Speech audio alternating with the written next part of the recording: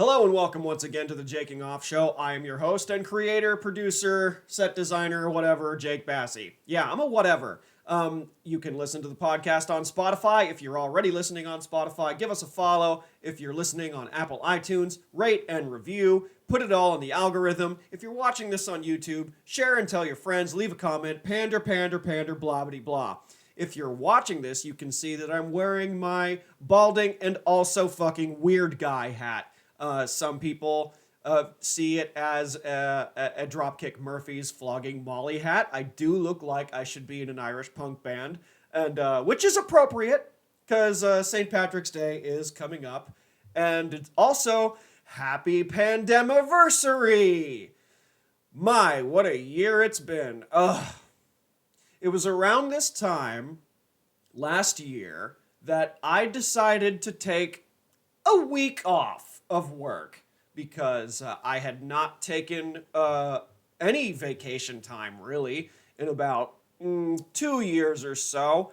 So I decided to take a week off, go to Oklahoma City, and see some extended family that I hadn't seen in a little while. Just take a little break, you know? And little did I know, there was a global pandemic on the rise, and the great toilet paper hoard had begun. And it was a year ago that I decided to fly out here, check out the scene a little bit, you know, see if there's any comedy going on, because since January of 2020, I had planned in my head, I had planted the seed that if I'm going to get better at doing comedy, I gotta check out other places. The plan was to check out these other places and just see what it's like, and maybe down the road be ready for the road and do the occasional road gig. Now, I have the benefit of having family in other locations around the country. I have an aunt in Colorado. There's a comedy scene in Colorado. I have some family in New Mexico. I don't know if there's a scene in New Mexico, but I do know that one of my comedian friends did do a show in Gallup a few years back, which is the town where my other extended family members are from. So that would have been a place to check out. And obviously, you know, LA, Seattle. Seattle would have been cool to check out, but it's like rains a lot and it's depressing. But there's a comedy scene in Seattle, and I would have wanted to check those places out. And Oklahoma City was going to be the first place because it would be cheap. It'd be in the middle of the country. My plan was to be in the center, be in the nucleus, because Oklahoma is hugging about 6 states. If you didn't hear me say that already in past episodes. And, you know, I was going to take a week off and relax, and then I turn on the news and I'm like, oh shit, the whole country's locked down. Okay, let's plan this a little differently now. And I called my boss while I was away, and she fired me. And if you're listening, I'm doing the little air quotes. I was quote unquote fired so I could, you know, collect unemployment and work a little bit under the table because virtually everybody quit. She couldn't pay anyone. And, you know, everyone was just kind of vindicated and decided to leave. And no one was going to help my boss. And me being the nice guy that I am, I decided to, you know, help her out. And also, I had been living in a very shitty place over the 4 years that I had lived where I was living. See, what happened was I moved out of my house when I was like 25. Late to the party.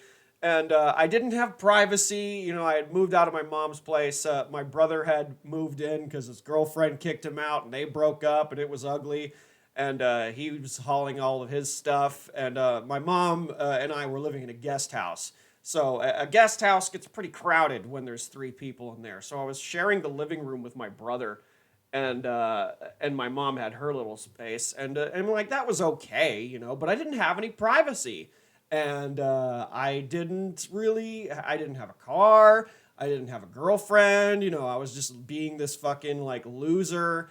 And I wanted to change that. So I moved into a friend's apartment. And little did I know that this friend was a compulsive clothes hoarder.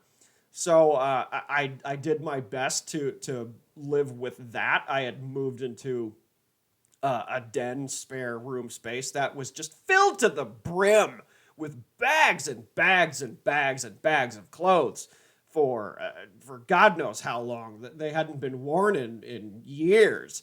Because actually, 2 years before I lived there, I was helping this friend clean up the place because the apartment was getting inspected. And man, oh man, it was like an episode of that Buried Alive Hoarders show, and it was really bad. And I don't know why. I'm not going to ask any questions, but that's how this person decided to fucking live. And I thought, oh, let's live there. Yeah, great decision. But I didn't have anywhere else to go. Rent in LA is expensive, and I had to do something. I didn't have any privacy. I couldn't, invite a lady over if that was an option or an opportunity. That couldn't happen. But then, I decided to move into this place in 2016, and it was just filth. And cleaning up after a hoarder is not as easy you might think. Now, what hoarders have is that they have some sort of attachment to things that are useless, to put it plainly.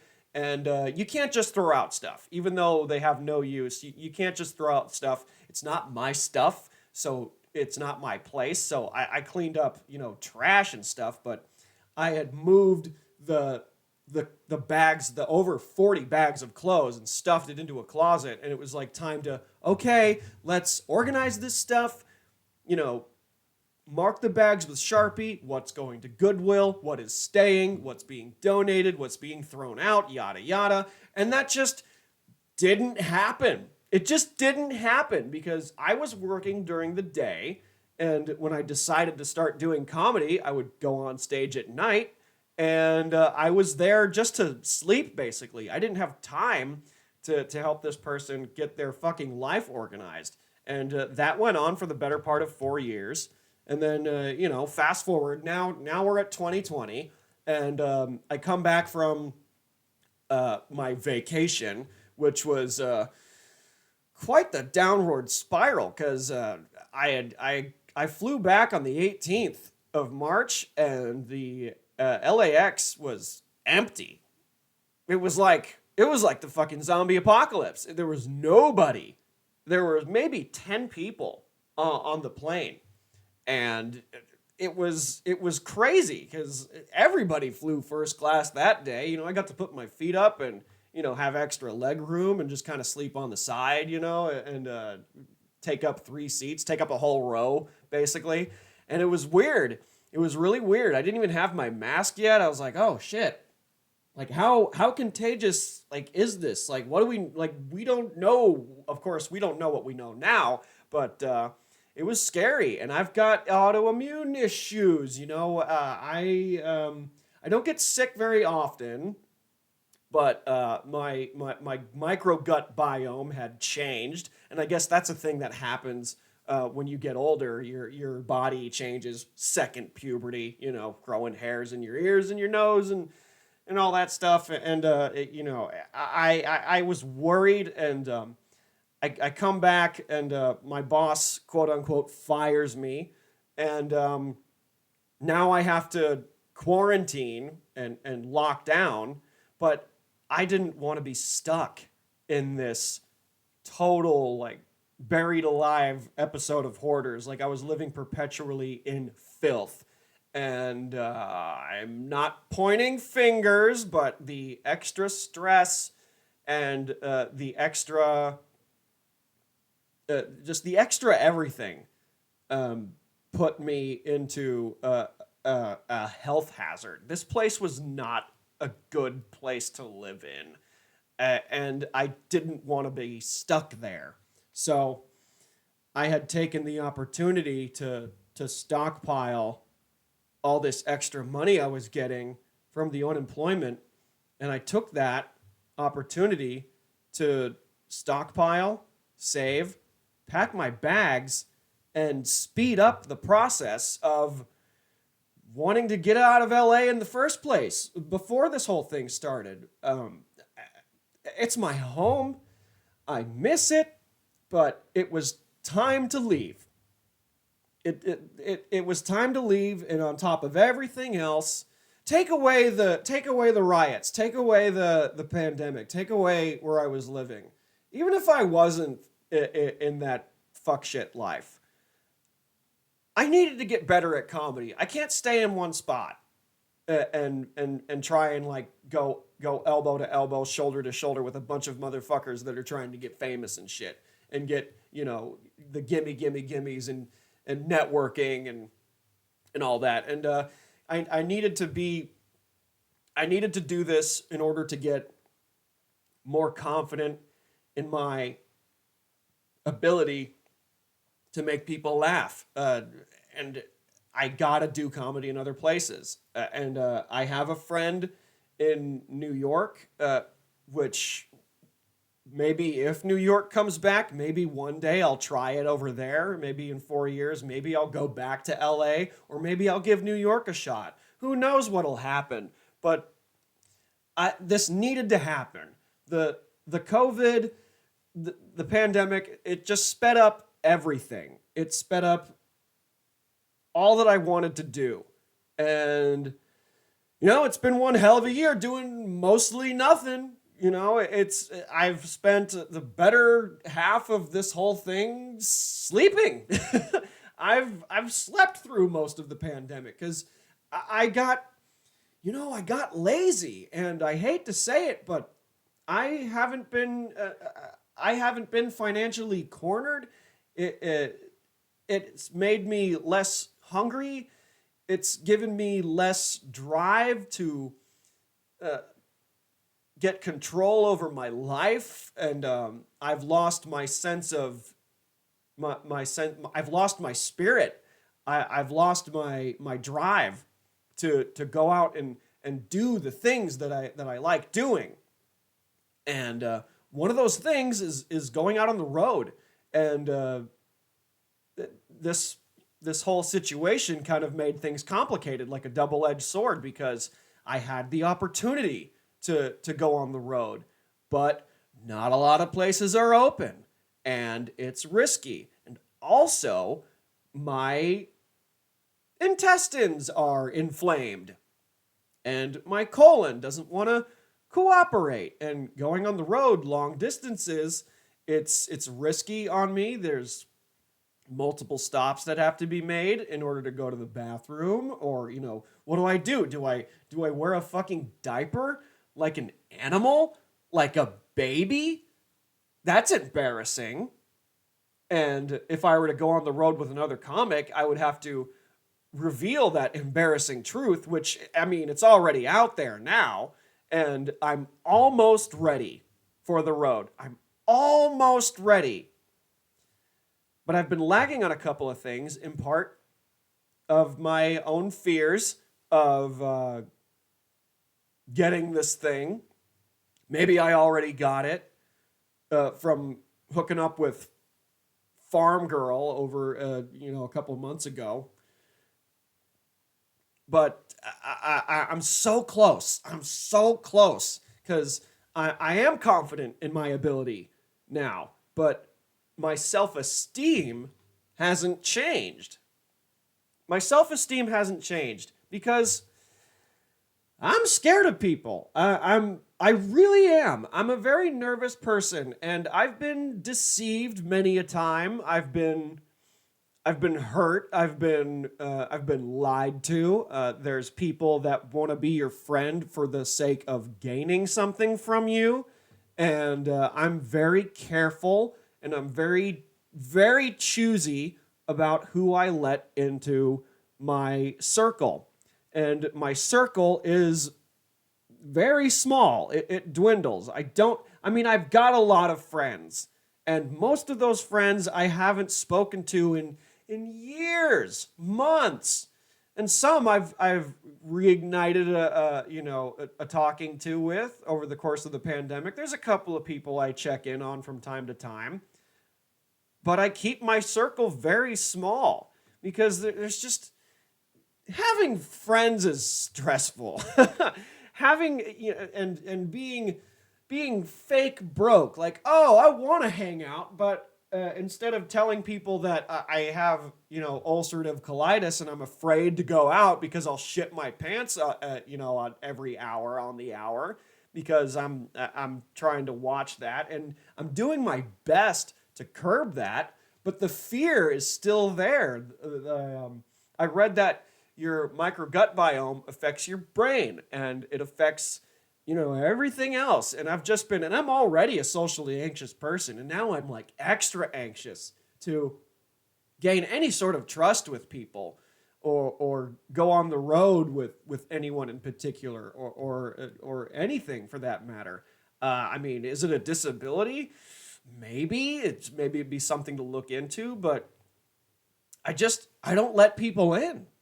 I don't let people in, and maybe it's a good thing, but maybe because it's also a bad thing because I've got a network. I got to find out who's booking what, and I know who books what, but I don't ask because I do have to hustle. I've got my cover letter. I've got plenty of material that's been recorded. I headlined just this past week at Kendall's, and I've got 15 minutes right there. But I don't know if I can even use that tape because that was kind of a rowdy crowd, and I need better reactions. That's not the tape I want to use for future gigs, and I've got good stuff, but and of course you're going to get rejected every now and then. That's part of it, and that's not what I'm afraid of. I'm just afraid of people in general. I'm afraid to ask because I feel like a fucking burden. I honestly feel like a burden in that I am awkward and I feel like I'm just wasting people's time. And that's why I haven't had, guests as of recently because I'm asking people for their time. And their time is valuable. Some people have kids. Some people have fucking jobs, I don't have a job. It's been nice, sort of, not having one, but I do miss work, and the unemployment's out. It's gone, and I can't recertify. Well, here's the thing. I've been getting unemployment from California, and that's done now. My California ID is now expired. I couldn't recertify, even if it didn't expire yet, because now I live here. Now I live in Oklahoma, and it's been fun. It's been fun, but it's time to, cut the lagging now that it's not coming in, now that I'm more driven to take the car to the doctor, get a car jack, get AAA, get a spare tire, be ready for the bad things that could happen on the road, get the fucking adult diapers, because you never know, because shit happens, but I need to be ready for these things, and I gotta look for something. I'm thinking Postmates, because that way I could be my own boss, I can set my own hours, and I can just deliver to motherfuckers, and I don't have to worry about, having to be in front of and do customer service and be around people, and because I worked at a register for 5 years, man, and every so often, every couple hours, I gotta ask a coworker to cover me because I gotta go take a shit somewhere, and oftentimes I've had to step outside and shit outside like an animal because the bathroom's full. And I can get away with it because I'll just shit behind a dumpster behind an alley where no one's around and no one's looking. And I've been lucky to have not been caught. But I'm 30 now. I can't be waiting tables anymore. I shouldn't be so proud, but something's got to give. I got to do something else. And with Postmates, I can set my own hours and do my own thing and still get on stage at night. I got to do something. And I got to push harder to, market myself as a comedian better and hopefully at least break even on some gigs and grow the podcast. And that, again, that has to do with networking. And man, it's harder than you think because I'm a nervous, very fucking scaredy cat person. And and shout out to Stephen Brogan for the donation to Patreon. Thanks, brother. Really appreciate it. And man, I haven't talked to you in forever. I got to get around to that, man, because it's been a minute. It's been a minute, and I'm very proud of him because I mean, if it weren't for me being his friend and getting him involved in something he likes, which is performing, I don't know what this guy would be doing. Maybe he'd still be playing cello or something. But it's been a minute, man, and thanks for the donation, brother. I really appreciate it. We got to catch up sometime soon. I promise you, that's got to happen. And that being said, like, share, and subscribe, and donate to the Patreon. Or, check out my sponsors and all that stuff. And that being said, let's take a little cut here to check out the sponsor. This episode of the Jaking Off Show is brought to you by Phoenix Fit, or as I like to call them, F and X. Woo! You see the X makes it look cool. Phoenix Fit provides multivitamin supplements, and before I even get into it, I actually use this stuff, all right? This isn't some Amway USANA thing. I actually use these products. I wouldn't be sponsored by a company that I wouldn't actually, use. You know what I mean? This isn't some fake thing. I actually use this stuff. Now, what I have here is I have the Immune Complex Science-Driven Immune Booster. It's got elderberry and zinc to help keep your immune system in top condition. And that's especially important now. I also have one of their newer products. It's turmeric gummies, and that helps with inflammation. Even if you don't have the gastrointestinal issues that I have, it helps keep you less sore after a workout. And although I'm not in fighting shape right now, I'm going to start to get in fighting shape because I just ordered the dragon fruit flavor of their protein powder. And they've got other great flavors like watermelon and raspberry lemonade. And of course, they've got chocolate and vanilla and strawberry for you like basic gentiles out there. It's really good stuff. They have also got vegan protein if you're into that sort of thing. And they also have krill oil, which has omega-3s that it's good for your brain to help make the words go and stuff like that. Just go to phoenixfit.com and type in promo code JAKEOFF and get 15% off of any order. Click the link below, type in promo code JAKEOFF, and get 15% off of any order. If you don't believe me, just go to the website, click a random thing, type in the promo code, and you'll see that I'm not lying to you. I actually use this stuff.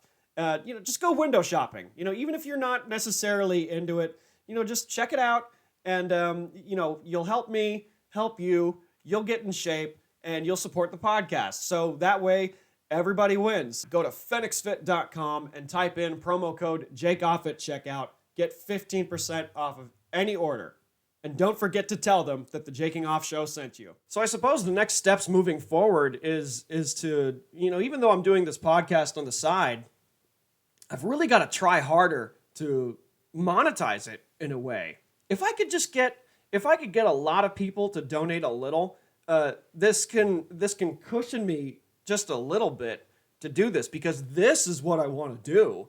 I want to do this. I want to do comedy. I want to make people laugh. I want to put out good content because I put out rants every week, and the next rant is coming soon. It's written down in the notebook over there across from me, which I'm not going to reach over to get. I'm going to rant about just the stuff that I complain about. Last week was the woke wars, and this week will probably be another round of online dating or something. I'll come up with something. It'll be out by at least Wednesday. And I do that as partly as an exercise to write at least 2 minutes a week. If I write 2 minutes a week, every week, cut the fat, some of the jokes probably suck. Some of them are topical and have an early expiration date. So, on average, if I have a minute of good jokes a week for 52 weeks, that's a year. So that's give or take. That's a little less than an hour a year. An hour a year. Sounds great. Sounds productive. And have to challenge myself to always write and always come up with new stuff. Because, I mean, I'm only doing open mics. I'm not, I haven't booked anything yet. I've submitted a couple of things. I'm working. I'm in cahoots with a booker at a club in Arkansas. Now the thing is, that's a 4-hour drive, and that's a club gig. And if I work with this guy in the future, that would be great. I would get paid. I would probably break even on gas and food, but I would rather break even on a comedy gig than lose money.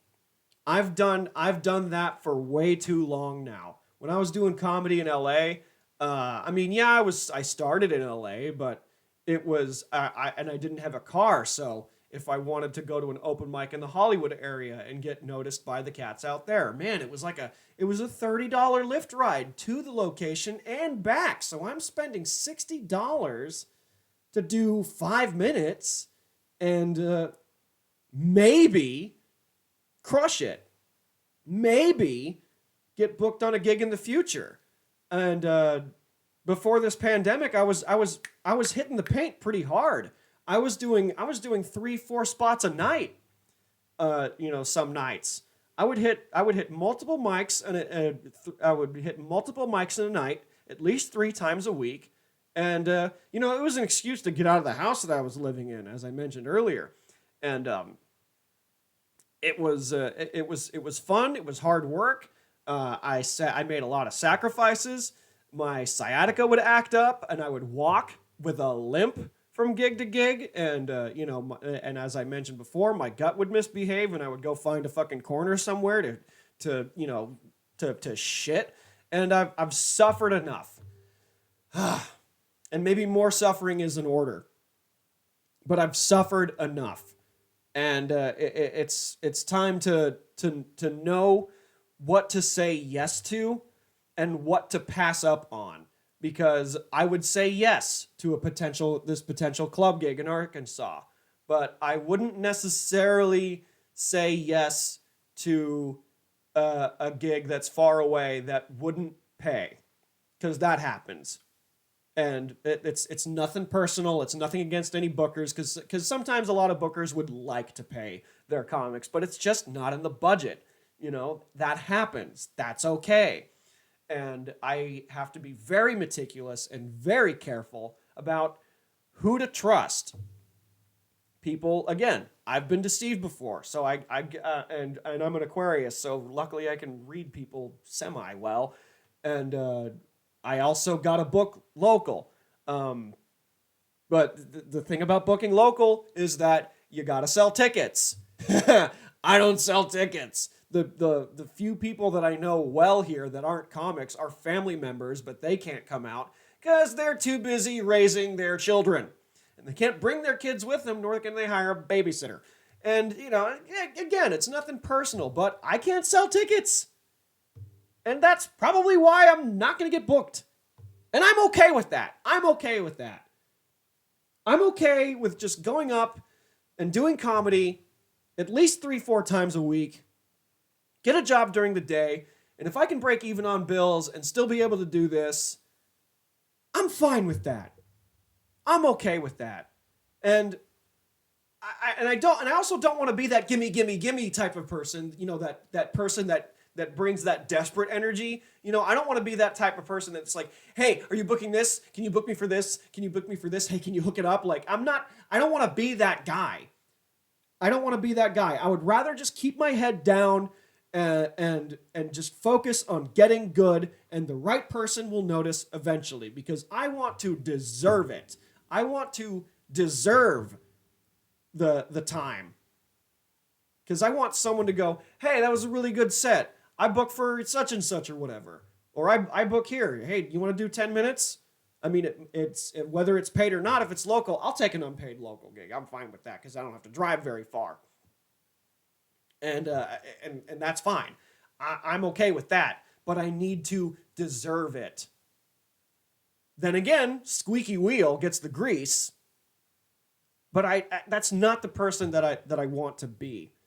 I need to deserve it, and that's when I will truly have truly have confidence in my work and gain more self-esteem to this whole thing. And I need to get better at that before I'm even ready to do road gigs more often. And I'd like to do road gigs more often, but I have to be choosy, and I have to say yes to certain things, and I got to say no to certain things. Same with the acting stuff. I do have a talent agent out here, and she's great, and I've gotten way more auditions from her than I got in LA.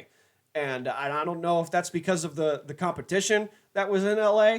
And I booked a couple of things here and there. But yeah, dude, if I auditioned for something, for a non-union feature film that would potentially shoot in Denver if I book it. And luckily I can do auditions and callbacks virtually because of the pandemic and all that. And I got to hustle harder on that. I do got to update my headshots because my hair is longer and I have to settle on a look too. Like, do I want to keep the beard? Like, I'm not married to it. Like, my little Chavo's coming back a little bit. Like, I used to have, like, hair ties in the beard when it was a lot longer. But, I mean, do I want that? Is that going to put me in a corner? You know, I don't know. I don't know what that's... I have to be decisive in that regard.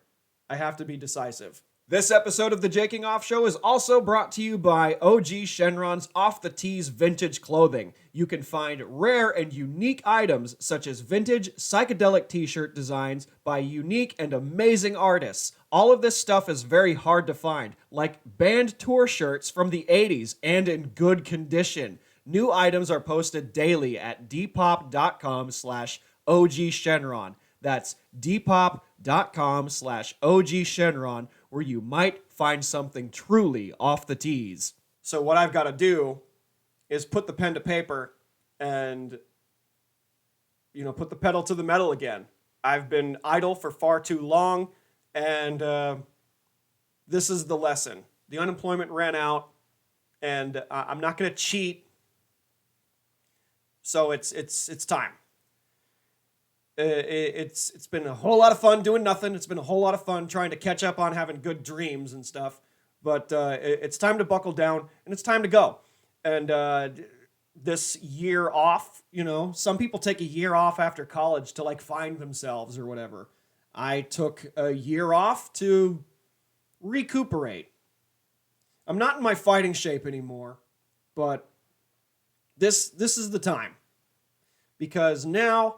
I'm at a deadline here. I do have money put away in case something goes wrong, and well, this is the thing that went wrong. The money ran out. Not good. So I have X amount of time to get my shit together before I become homeless and crashing on my cousin's couch for however long. Because I know she's got my back, and I do have that safety net, but I don't want to be a burden on her because, I gotta pay for the cell phone and like, that, the regular stuff, the utilities, but I don't want to push it that far to get to that point. So it's up to me. It's all up to me. I got to help myself. And luckily, I'm not in a relationship. I don't have kids. I'm not cornered that way. However, if I did, I'd probably be way more driven if I had mouths to feed. But it's all up to me now. And if any of you guys are at a crossroads in life, it's all up to you. And you've got to invest in yourself. Just like how I have to invest in myself. I got to get some headshots. This is the stuff I got to write down later. This is the stuff, write down your goals. That's important. Write down your goals.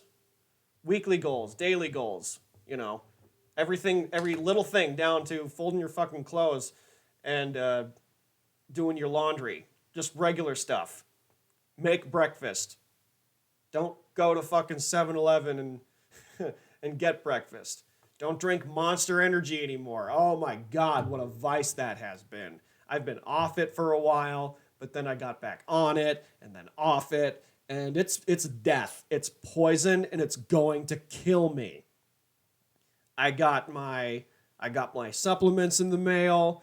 The super greens, strawberry dragon fruit flavor. It's really good. It's got wheat barley and wheat grass and just good stuff, and magnesium. I looked up the benefits of magnesium. Helps with get your gut in order with like a barrier, because the problem with me is that my antibodies are like attacking the good bacteria, and it's fucking with my intestinal wall. And that's what ulcerative colitis does. Like the wall of my intestines, it's not holding in water and all that stuff. I'm shitting too much, and magnesium helps with that. So I'm kind of fucking around with different supplements, and I mean, so far so good. I've had less flare-ups, but I gotta be stricter on my diet. Yeah, I gotta write down my goals. I gotta stay consistent and stay moving forward, because no one's gonna help me but me, you know. And it's all up to the self, and I gotta stay consistent on that, because then what am I doing? I'm just collecting dust. I'm sleeping all day, and that's not a good thing. So I got to turn that around, and the only way is to just get on it and get hungry and stay driven. It's been fun, but as you already heard me say, now's the time to shine. We gotta get it together. Drink more water, and that's gonna do it. I hope this semi-motivational episode of the Jaking Off Show helped you in any way. Of course, talking about it openly helps me be a better person and be a better performer. And we'll see what happens, man. I'll see you guys next week. Okay, thanks. Bye.